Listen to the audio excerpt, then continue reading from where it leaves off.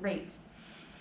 Today we are talking about Mesopotamia, moving on from last week in Iran and Persia. This is one of our old cultures, which we will be addressing. As you can see, it does cover quite a large area, which means we have quite a few civilizations to discuss in this region. These will primarily be Babylon and Assyria. We start in Mesopotamia with city-states. These are sort of the very earliest form of government we have, people coming together. And the religion that we find in these city-states is independent city gods. Each city has its own deity. There are not shared deities at this point. They are sort of select to the location. And oftentimes we will find that a city shares a name with its god. So if you are in the city of Assur, the god is also called Assur. They're very closely connected. All right. After that, we sort of move forward through our empires. Acadia is the very early unification. This happens under Sargon of Akkad. I believe we mentioned him earlier. Yes? Okay, good. So we know a little bit about that, but this is his primary region where he creates the Akkadian Empire. Following that, we also have the Assyrian empires and the Babylonian empires, which have their own deities, but again, cities keep their own gods, and there's some mixing and matching. This is our general timeline, so we can just sort of see how things go. Go ahead, take a minute to write this down, just so you have context as we move forward through the lecture. Let's see. All right, while you're working on that, we're going to discuss the sort of general worldview. As a lot of ancient religions did, there's this concept of separation of water and water with the earth in between. So the Mesopotamian worldview consists of the earth floating on a large ocean of fresh water, separation of sky, water over everything. This is pretty normal. They also see sort of all of the celestial bodies on very set paths. Celestial bodies are very important to Babylonian religion. When we get into some individual deities, you'll see that. So there's this idea that every heavenly body is a deity on this very specific path, which makes the world work the way it should. This is very important. This is how religion works. This is why it's important. The deities in general, from very, very early on, are very anthropomorphized. So a god is just like a person, except he's in charge of your life. They sort of live in their own heavenly realm. So we have the sky, they're on their set path, but they're also interacting like we see humans interacting. All right, does anybody need a little more time to write down the timeline? Good. All right, we're gonna pause, go back to those cities, look at a few of the very major cities. Uruk is most important because this is where we first get writing, and writing is so important to history. This is why we know the names of these gods. This is why we know a lot of the practices that went on in Mesopotamia of how they worshipped and why they worshipped. So Uruk is very, very important. The primary deity of Uruk was On? Yes. So On was sort of this is our first appearance of writing. This is also our first major god in Mesopotamia.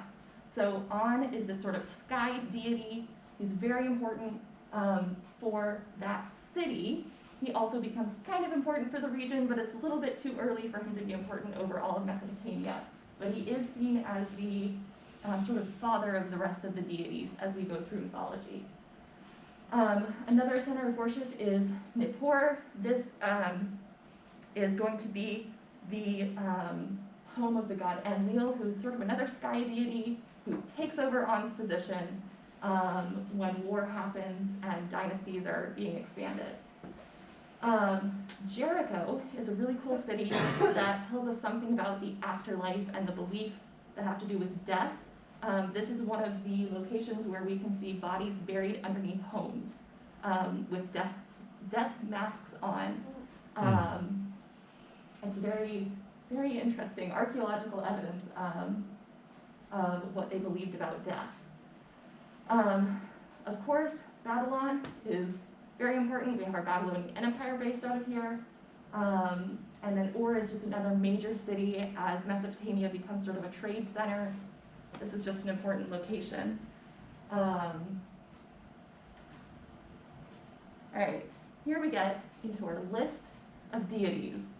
I know we do this for all of our locations. We want to know who the important figures are. But what's really fun about a list when we're looking at Mesopotamia is they also loved to make lists of their deities. We see lots and lots of these. We're not sure if they are written in alphabetical order or hierarchical order. But that's just all over the place. As you can see again, we have Anu, Enki, and Enlil. These are our three sort of very early major deities. They're all male gods. They kind of go together as a triad, but the Mesopotamians really didn't have a concept of this, so they're the big three, but they're not actually the big three. All of them have something to do with the sky, because that's over everything. That's very important. And Enlil also has to do with the underworld, which again, very early deity, but a very early concept of death, and that as being just part of life for the Mesopotamians. The rest of our deities here, Marduk is very, very, very important for the Babylonians. He is their major deity. When they take power, he becomes the primary god, ruling over the rest. Inanna, or Ishtar, is also very important. She is associated with a lot of things, primarily sex and war, which go together for her. She's worshipped in a lot of different cities, actually, which is more unusual, but as such an important deity, her cult becomes very, very widespread. Ninurta, Nergal, Nabu, Sin, Ninar, and Utu, these are all also fairly major deities, which we know because they have associations with fairly major planets. So as a sort of astrological religion, they were very focused on the sky. We can tell these are important because they were essentially pieces of the sky that you can see.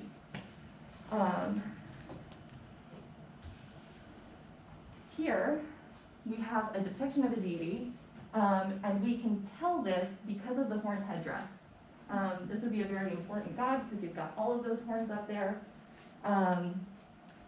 With a lot of these statues, we can't actually tell who they are unless there is some sort of other symbol with them. So Inanna will often be portrayed with a sun and a lion. Certain war gods will be portrayed with bows or other weapons of war. But always they have the horned headdress, which is just the symbol of divinity. Here we have one of our ziggurats. You may have heard of these in your world history classes.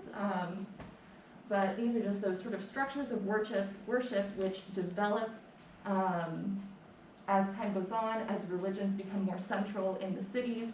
The ziggurats are that central place of worship, which will eventually, there are highs and lows of this, but the ziggurats sort of develop into also palaces as our priest kings become very important. The king at many points is seen as married to the deity, if it's Inanna, or the king will be very close with the prophetess of a male god. And that's sort of how they maintain a matched power there. But at other times, the king will be more important. He'll have his own palace. This just sort of goes up and down throughout the history of this region. All right, we're going to talk about intercultural religion. So like I mentioned, we have quite a few empires in Mesopotamia.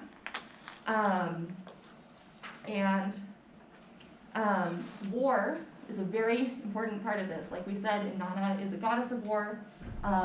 There are multiple deities who are associated with war. because it is a very common part of life, especially once you have your cities, you're settled as agricultural peoples, and it's time to fight for stuff. Here we can see sort of depictions of people going off to war.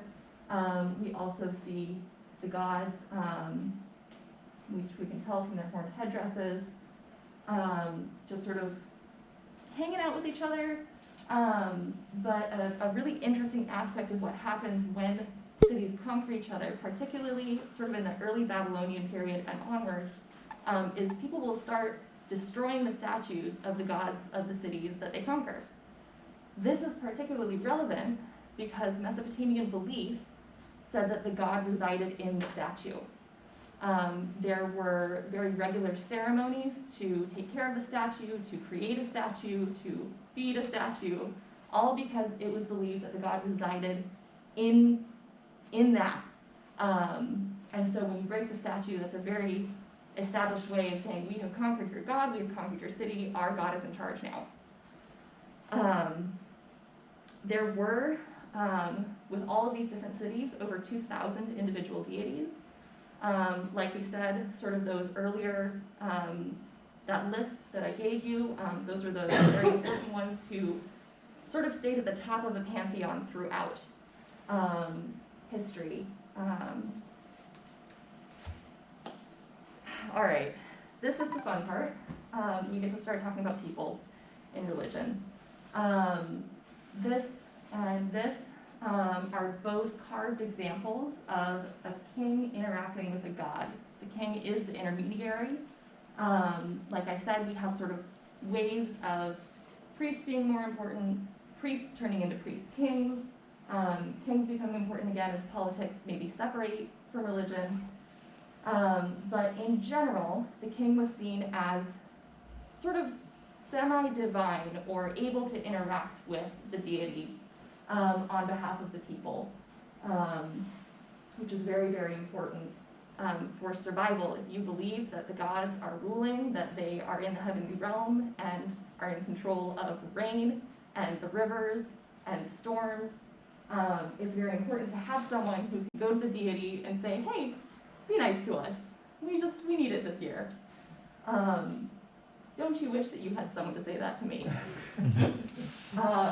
So you can see that I was not able to find them, but I believe there are images out there which depict the king with one set of horns. This is sort of to indicate some of the periods where we have kings who are presenting themselves as deities. In these reigns, there will be hymns and psalms written to the king as a deity. While he's alive, they're saying he's a god. A lot of the time, this will only be while he's alive. When he's gone, he's gone. We move on to the next one. But it shows how important the king was in the city. All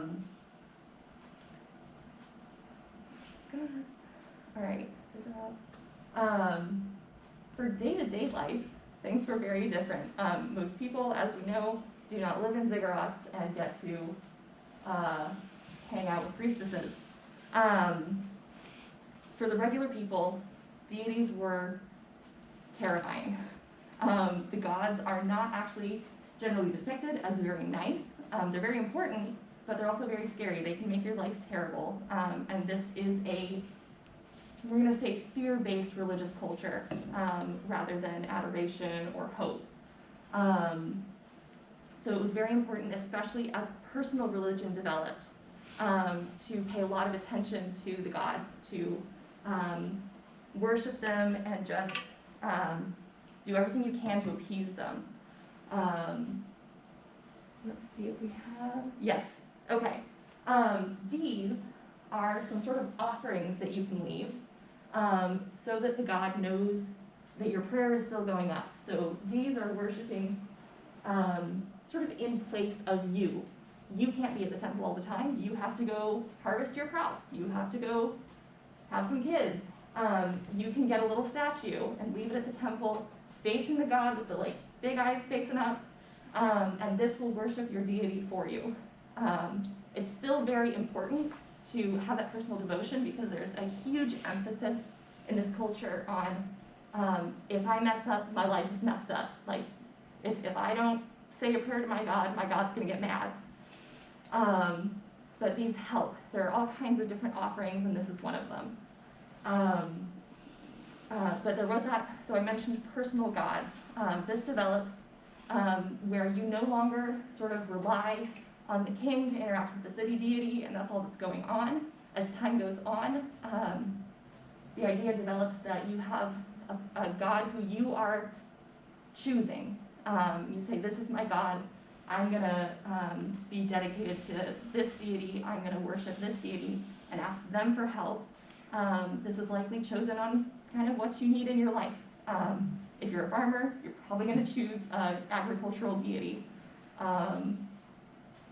So there's a lot of that, and there's very much the idea that you need to be dedicated to that. The idea of sin sort of develops in this. And there is the idea that if you neglect the deity, you can be cursed. Demons can attack you, all sorts of stuff. Let's see. Finally, is death down here? No, all right. Finally, death. Death and taxes are the only things which are always true, and that is true for the Mesopotamians. They did pay taxes, and they died. Death was very important to the Mesopotamians, but not as a huge positive or as a huge negative. It was just sort of a continuation of life in a not as great world. However, it was important to appease those who died, to provide for them in the afterlife. So with our priest kings, we do see maybe a lot of sacrifice of some people along with them.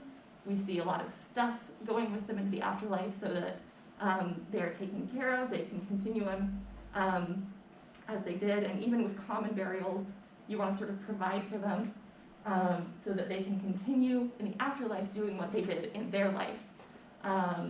If a dead person is not provided for, if they're not buried properly, they may come back and haunt you. So you really want to take care of things.